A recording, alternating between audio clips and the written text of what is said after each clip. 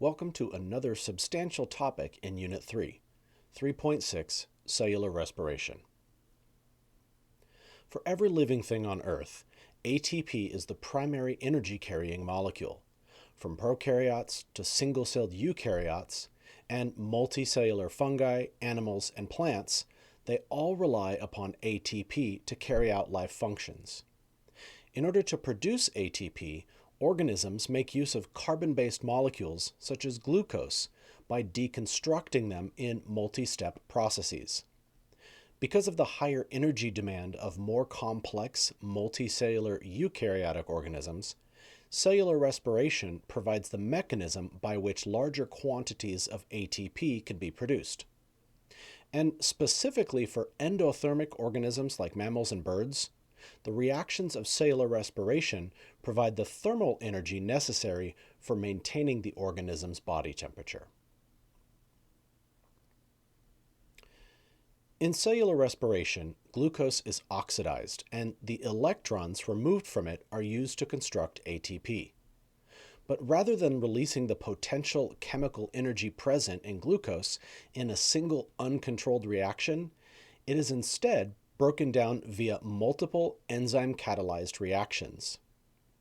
The overall chemical equation for cellular respiration involves glucose and oxygen as reactants, which yield the waste products carbon dioxide and water, and the goal of cellular respiration is the production of energy in the form of ATP. Although the initial steps in the oxidation of glucose occur without the use of any organelles, the bulk of ATP production lies with the mitochondria.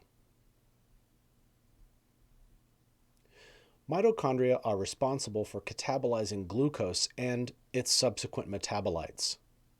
This function is directly connected to the organelle structure, which is as follows. A mitochondrion is a double membrane organelle, where the outer membrane is relatively smooth, giving the organelle a bean-like shape, and the inner membrane is highly folded and convoluted. These folds and convolutions are called cristae and substantially increase the surface area of the inner membrane. The inner membrane houses the electron transport chain, or ETC, as well as a transport enzyme called ATP synthase, both of which we'll learn more about a little bit later. The space in between the two membranes, called the intermembrane space, participates in the establishment of an area of high concentration for protons. Like the ETC and ATP synthase, we'll explore the significance of this a little bit later. Finally, the innermost portion of the mitochondrion, called the matrix, is the location of the citric acid cycle. ATP production occurs throughout three main stages of cellular respiration. First is glycolysis, which yields a net 2 ATP molecules per glucose. Following glycolysis is the citric acid cycle, which is also known as the Krebs cycle or TCA cycle. In this stage, another 2 ATP molecules are produced per glucose molecule. Most ATP production, however, occurs through oxidative phosphorylation. Oxidative phosphorylation produces 26 to 28 ATP per glucose and is the result of two processes, electron transport and chemiosmosis. The net yield of ATP is 30 to 32 for every molecule of glucose. To begin the process of deconstructing glucose, the cell invests 2 molecules of its ATP in the energy investment phase. The result is a 6-carbon molecule, each with 2 phosphates. You may recall from a previous video on photosynthesis that in the Calvin cycle, a 6-carbon 2-phosphate molecule was produced, but broke down due to its instability. The exact same event occurs here. The 6-carbon 2-phosphate molecule breaks down, yielding 2 molecules, each of which has 3 carbons and a single phosphate. As a matter of fact, you probably recognize this 3-carbon single phosphate molecule. It's G3P. As a side note, Dihydroxyacetone phosphate is an isomer of G3P. Following the initial investment of two ATP molecules comes the energy payoff phase.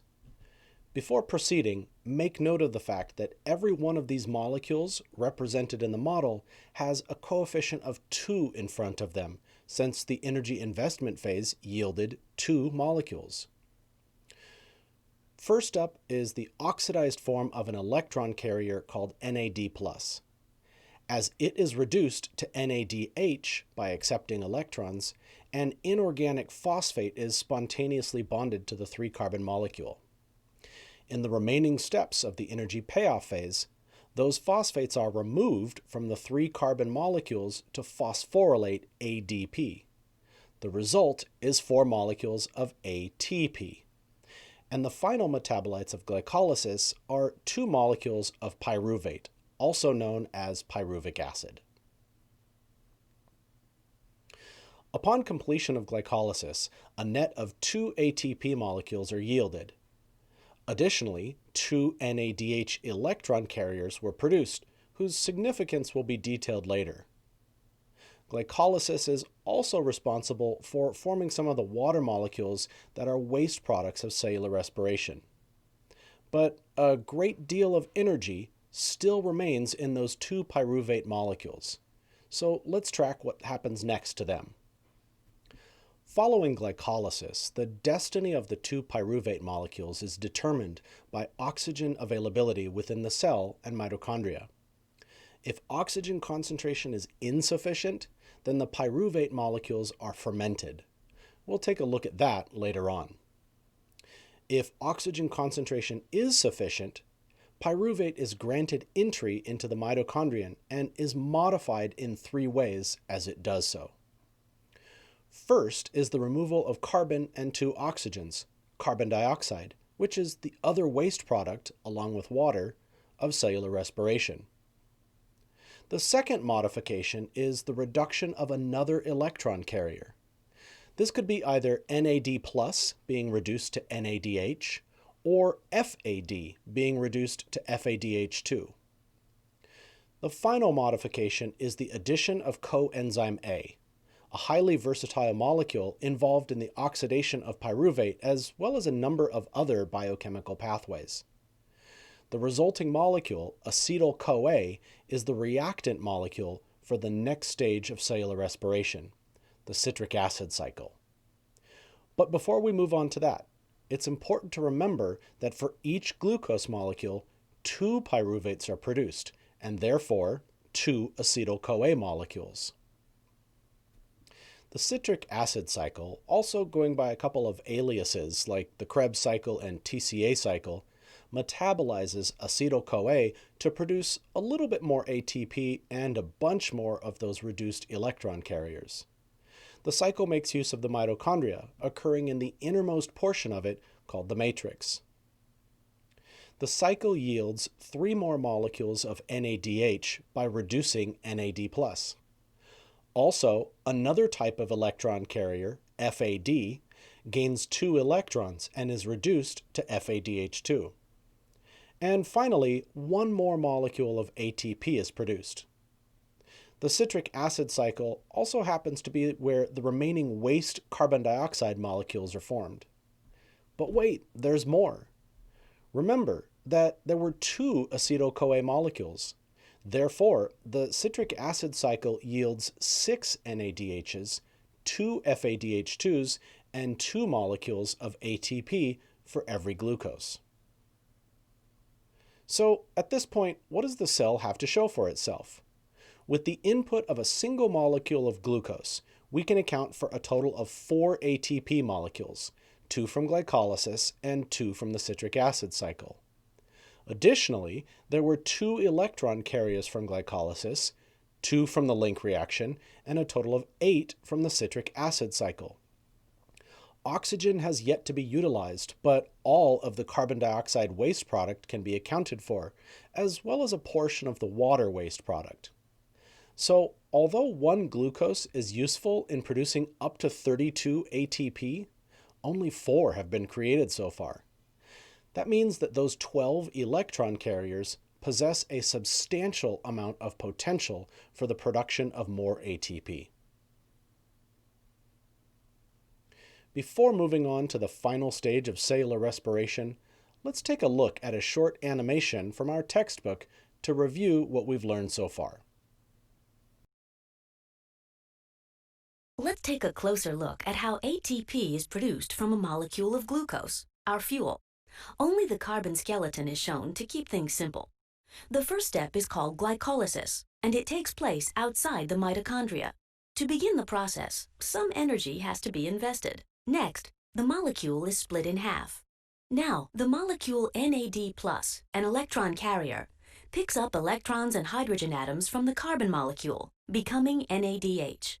Keep track of the electron carriers. They play an important role by transporting electrons to reactions in the mitochondria. In the final steps of glycolysis, some ATP is produced, but not much.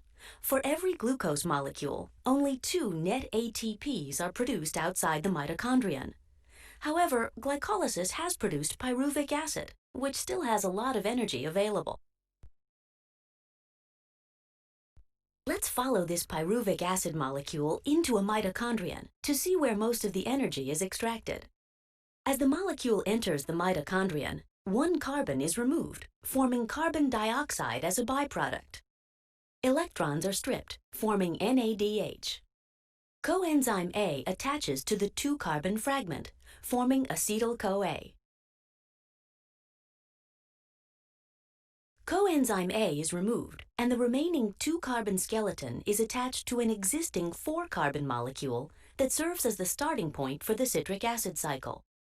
The new 6-carbon chain is partially broken down, releasing carbon dioxide. Several electrons are captured by electron carriers, and more carbon dioxide is released. The carbon dioxide that you exhale comes from the reactions of cellular respiration. 2 ATPs are produced by the citric acid cycle for each molecule of glucose. At this point, only a small number of ATPs have been produced. However, more energy is available in the electrons that are being transported by electron carriers. While the citric acid cycle starts another round, let's follow an electron carrier to the next step in the process. Now might be a good time to pause the video and go back to review everything that has been explored up to this point. Finally, we reach the most substantial portion of cellular respiration with regard to ATP production, oxidative phosphorylation. Oxidative phosphorylation involves the electron transport chain, ETC, to form a proton gradient, and chemiosmosis that utilizes that gradient to form ATP by joining a DP and an inorganic phosphate. The function of the ETC is made possible by the electrons that are being delivered by those electron carriers from glycolysis, the link reaction, and the citric acid cycle. The ETC is a series of proteins that are embedded in the highly folded inner mitochondrial membrane. Because of the increased surface area made possible by those folds, the inner membrane has the space to accommodate numerous electron transport chains. Also found embedded in the mitochondrial inner membrane are facilitated diffusion transport proteins called ATP synthase. Let's now see how each of those components functions in the system. The first part of oxidative phosphorylation involves electron transport. The electron carriers from earlier in cellular respiration are oxidized as they deposit their electrons with the ETC. Both NADH and FADH2 do this, but NADH utilizes the entire ETC, whereas FADH2 drops off its electrons a little bit farther down in the series of proteins. The electrons travel from protein to protein, much like a relay race. As they do, the ETC makes use of their energy to actively transport protons from the mitochondrial matrix to the intermembrane space. The movement of electrons through the chain is made possible by the presence of oxygen at the end of it. Oxygen acts as a final electron acceptor and attracts the electrons due to its electronegativity. The result of the action of the ETC is an establishment of a proton gradient. The intermembrane space is an area of high proton concentration, and the matrix is an area of low proton concentration. Once the electrons have completed their travel through the chain, they reach oxygen, where they're joined along with two protons to form water, a byproduct of cellular respiration. Because of the established proton gradient, they move down their concentration gradient back into the mitochondrial matrix, but do so by traveling through ATP synthase. This facilitated diffusion of protons causes the rotation of ATP synthase, much in the same way as a water wheel turns due to the flow of a river. As ATP synthase rotates, that action bonds together inorganic phosphates and ADP to form ATP. In mammals, a special type of tissue called brown adipose or brown fat exists. Brown adipose contrasts with the energy-storing white fat tissue in a couple major ways. Within the cells, the quantity and size of fat storage droplets differ, and brown adipose possesses a much higher concentration of mitochondria. In the specialized brown adipose tissue, due to a protein that allows protons to bypass ATP synthase and return to the matrix, electron transport and oxidative phosphorylation are said to be uncoupled. This results in a decrease in ATP production but generates heat in the process. Heat production in this way is important in making it possible for endothermic organisms to maintain their body temperature. Brown adipose tissue is especially prevalent in newborns and hibernating mammals. Now, let's take a look at a short animation from our textbook to review oxidative phosphorylation. Electron carriers such as NADH deliver their electrons to an electron transport chain embedded in the inner membrane of the mitochondrion. The chain consists of a series of electron carriers, most of which are proteins that exist in large complexes. Electrons are transferred from one electron carrier to the next in the electron transport chain. Let's take a closer look at the path electrons take through the chain. As electrons move along each step of the chain, they give up a bit of energy. The oxygen you breathe pulls electrons from the transport chain, and water is formed as a byproduct.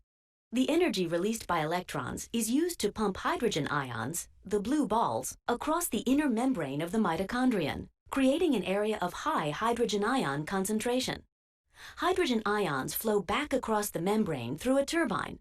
Much like water through a dam, the flow of hydrogen ions spins the turbine, which activates the production of ATP. These spinning turbines in your cells produce most of the ATP that is generated from the food you eat.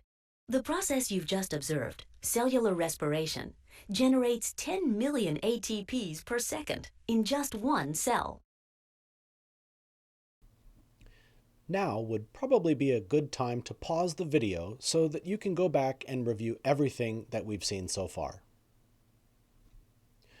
Earlier in the video, there was a point at which the fate of pyruvate was determined by the presence of a sufficient concentration of oxygen. Everything that we explored after that is what would occur if oxygen was sufficient. But what if it wasn't? If there isn't sufficient oxygen, pyruvate molecules are unable to enter the mitochondrion. If that occurs, enzymes in the cytosol will ferment the pyruvates instead. In prokaryotes and some eukaryotes like yeast and plant cells, pyruvate is fermented into ethanol and carbon dioxide. This type of fermentation, called alcoholic fermentation, is the basis behind the production of alcohol-based beverages, like beer and wine, something people began doing 9,000 to 10,000 years ago. In animals, however, a different type of fermentation takes place. Muscle cells are very demanding of ATP, which means they also have a high oxygen requirement. If they aren't receiving the oxygen necessary for pyruvate to enter their mitochondria, it is fermented into lactate, also known as lactic acid. This most often occurs when the animal is engaging in a physically strenuous activity, such as prey trying to avoid a predator, or the predator trying to catch its prey. You may have experienced the sensations that result from fermentation, like burning and/or cramping in your muscles while exercising strenuously. Since glycolysis only yields 2 ATP molecules, it is not sustainable for very long in a multicellular eukaryotic organism. In nature, outrunning a predator or chasing down your prey is quite literally the difference between life and death. But once the chase is on, it won't be too long before glucose availability drops and oxygen and ATP demand exceeds the supply, beginning fermentation. Lactate will begin to diffuse out of the cells and into the animal's bloodstream, where it will travel throughout the body.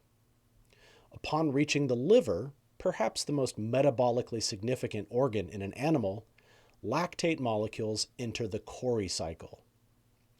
In the Cori cycle, liver cells will convert 2 molecules of lactate into 2 molecules of pyruvate and finally into a molecule of glucose. The formation of this new molecule of glucose in a process called gluconeogenesis requires that the liver cell spins 6 of its own ATP molecules. That newly formed glucose is now released into the blood, where it can travel back to the muscle cells, where ATP can be made, allowing the animal to continue its physical activity for a little bit longer. It should be clear that this process is not sustainable, as there is a net loss of 4 ATP for the entire organism.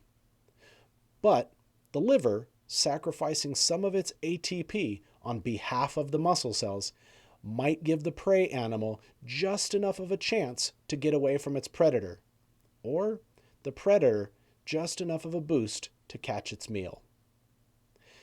Thanks so much for watching this cellular respiration presentation. Until next time, take care.